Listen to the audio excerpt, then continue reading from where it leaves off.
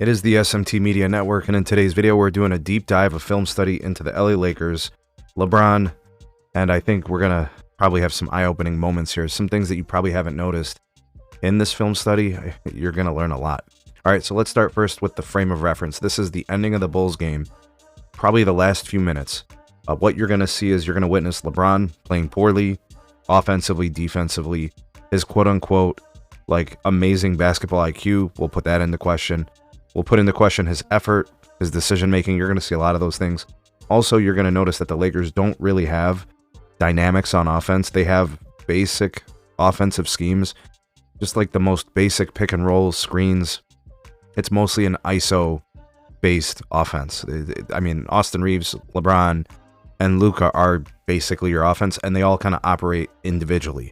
It's just a lack of dynamics, but what we'll see at the end is what the Lakers are. What should we really expect from them as we kind of wind down the end of the regular season? What type of playoff team are they as they coughed up this game, choked this game away to the Chicago Bulls, even when LeBron was bailed out by his teammates on several occasions? We'll count those too, by the way. All right, so let's get this thing started. All right, Josh Giddey penetrates. They get the turnover. Nice play from, who is that? Dorian Finney-Smith, and the Lakers almost turned it over. LeBron gets it back. LeBron at the top. Got a screen from Jackson Hayes. That's an illegal screen. LeBron to the rim, gets blocked. All right, I want you guys to notice something. All right, where's LeBron? I want you guys to notice something. When I tell you he's hurting his team, where is he? The play is over on offense. He's complaining to the ref. Do you guys see that? What are we talking about here?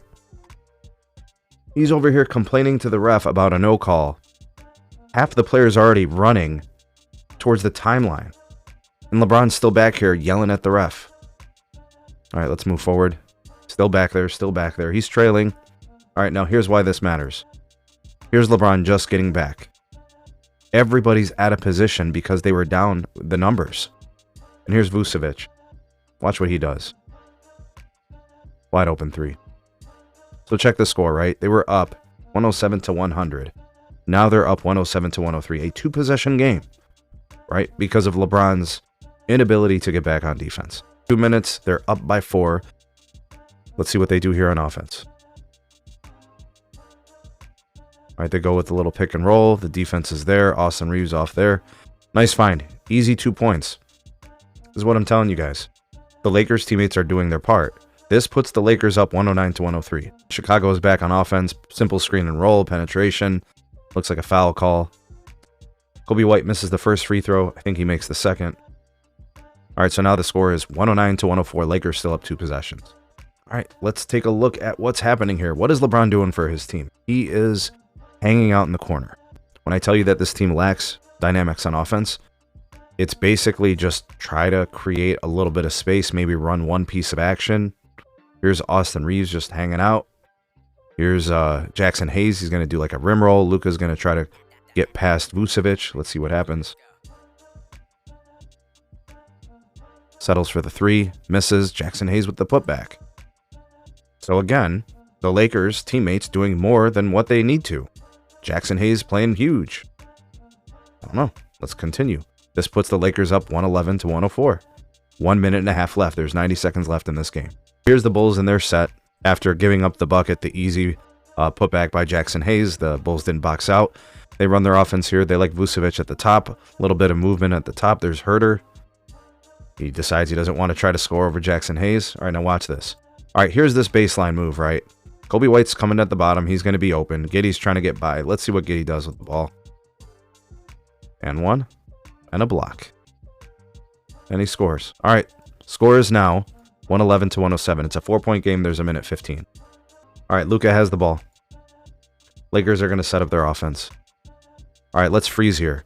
We're running the same action as the last play. When I tell you guys the Lakers lack dynamics, they really do. They really only have this one set for like the entirety of this last part of the game. LeBron's in the corner. DFS is on the other end of the court.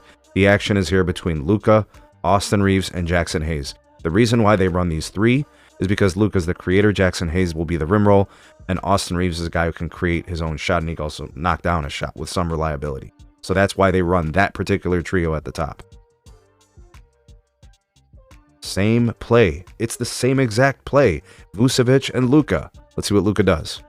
Step back, fade away, and a miss, and the Bulls get a chance here. Okay, so they're down 111 to 107. They're down 4. There's 54 seconds. They got the stop. Let's see what they do on offense. I want you guys to watch LeBron in the half-court defensive set. He's on the ball. He's supposed to be guarding Josh Giddey. Let's see how he plays this. And don't forget the other defender, and this is actually Austin Reeves. They have to work in tandem to make this defensive stop, right? They have to communicate. They have to talk to each other. All right, they switch off. Herter wide open. Okay, why did this happen? Why was Herter able to get an open three? It's because LeBron didn't respect his range. Look how far away LeBron is. The reason why this happened is because of the switch. If they were really worried about the threat, they would have been playing this a lot closer, a lot tighter, and they probably would have hedged, forced him back, but instead they actually go underneath. You'll see LeBron, the way he plays this. He goes under. It's too much space. Herter was ready to shoot it, and he nailed it. And look, here's the ironic part. Whose fault is this? It's his. Look, he's looking like, what did you guys do? It's your fault, LeBron. All right, the score is 111 to 110. We have the possibility of a choke job at this point, right, for the Lakers. Austin Reeves with the action.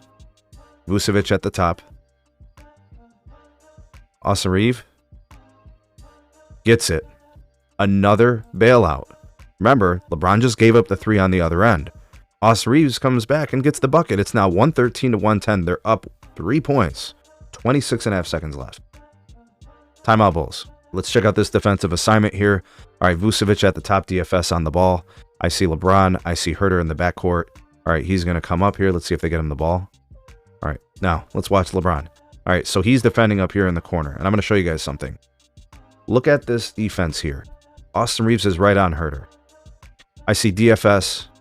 I think it's Vando there as well, here at the top, these two guys. Look how close they are to their players. If they're not like right on them within a step, they're 2 steps away. Even Luka is about 2 steps away from his defensive assignment. LeBron is about 5 steps away from his defensive assignment. Now I get it. That's the least likely pass to go across the court, but I'm just saying he is the least connected to his defensive assignment. And this is going to play itself out here in a second. All right, so here's the action. They want to get it to Kobe White. They get the switch. They get by him. Look at the action right there. This play, it's over. This should be a dunk from Giddey. This should be 2 points, maybe an and one if LeBron decides he's going to try to stop him with a foul. Okay, but he actually ends up blowing it because he went up with his left hand like a bum. All right, so LeBron got bailed out. Giddey just choked. LeBron completely bailed out. The score should be 113 to 111. The Lakers ended up getting fouled. They get free throws. There's 12.5 seconds. Austin Reeves nails it. Makes the second of 2. So the score is now 115 to 110. There's 12.5 seconds left. The Chicago Bulls winning this game is, with 12.5 seconds, down by 5. Is it even a 1% chance that they could win this game? Even a 1%? It might be like a 0.1% chance. All right, let's watch the defense here. Okay, so what LeBron is looking for here is he's looking for the action. He's looking to see where the screens are. He's looking to see if there's going to be a required switch or something. So he actually kind of sort of plays it safe. He wants to see if somebody's going to be popping out. So he hangs out for that 1 second, and then he ends up getting back over to his defensive assignment. Remember what I told you guys about the distance? I told you this was going to come up again. All right, so I want you guys to look at the distance between the Chicago Bulls players and the Lakers that are supposed to be defending them. Okay, so here's Williams in the corner. That's LeBron's assignment. Look at all the other guys. They're all somewhere. They're all close. Except LeBron. He's like 2 zones away from his defensive assignment. Let's see if that ends up hurting the Lakers.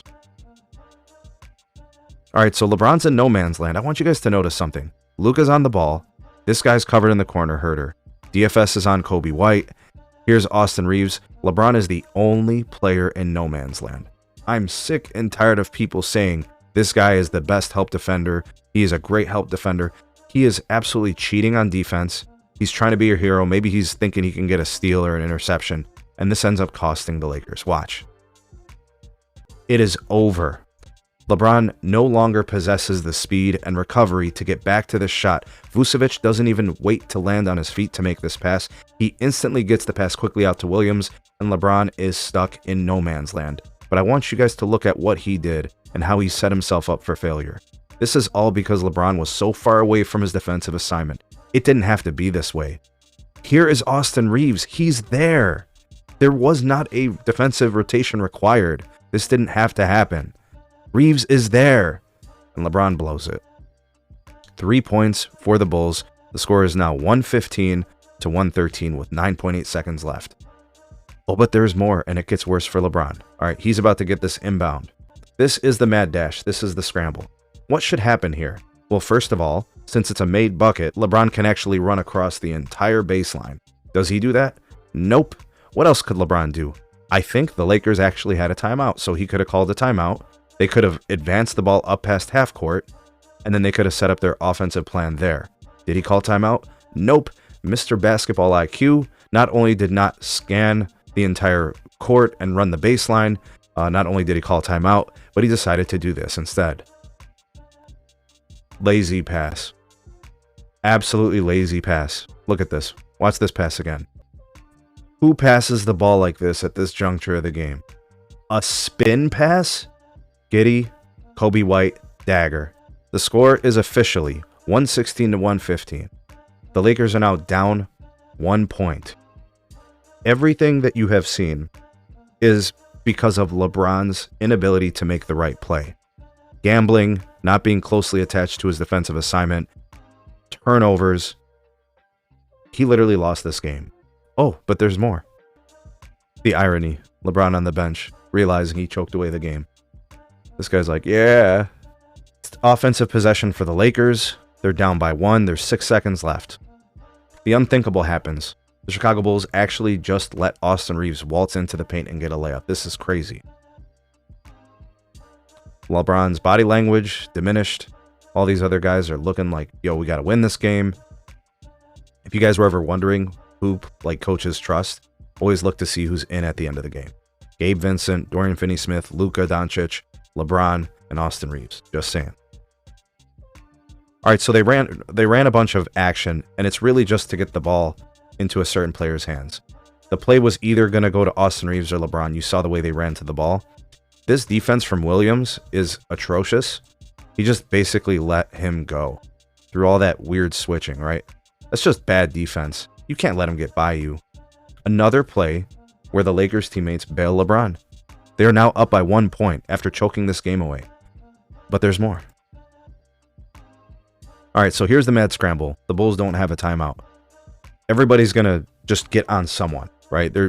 3 seconds is enough time to get a shot off in the NBA, even if it's full court, 90 feet away from the hoop, right? So let's see what happens here. All right, so they defend there. Here's Gabe Vincent. Here's LeBron at half court. He's kind of on Vucevic. Here's Luka, kind of in no man's land. This is kind of sort of his fault. It's actually any player who's not on someone right now, this is their fault. If the Bulls make a long shot, it's because whoever's not on someone didn't pull up and create enough of a disruption, knock the guy off his line, make the shot more challenging. They didn't do their job. All right, so LeBron is back. He's kind of sort of on Vucevic. He's going to meet Giddey at half court. He doesn't want to foul, so he just jumps kind of to the side. And he nails it right over LeBron. Guys, LeBron's not culpable for letting the half court shot happen. That's not the problem. It was all of the blown plays, all of the blown assignments. It was everything that happened before it. What happened at the end was just karma. It's just LeBron deserving to lose because of how poorly he played defensively, carelessness with the ball, and all of those things. This was one of the worst games he's ever played. Just these last few minutes. By far the worst I've ever seen LeBron play. He's just playing awful basketball right now. So again, LeBron's playing poorly, poor offensively, poor defensively, basketball IQ, effort, decision making. It's just all awful. The Lakers getting exposed got bailed out by his teammates. And then what are the Lakers? They're only as good as their weakest link, which at this point is actually LeBron. Awful sequence of events for LeBron. He choked away this game. They deserve to lose, and it's because of LeBron.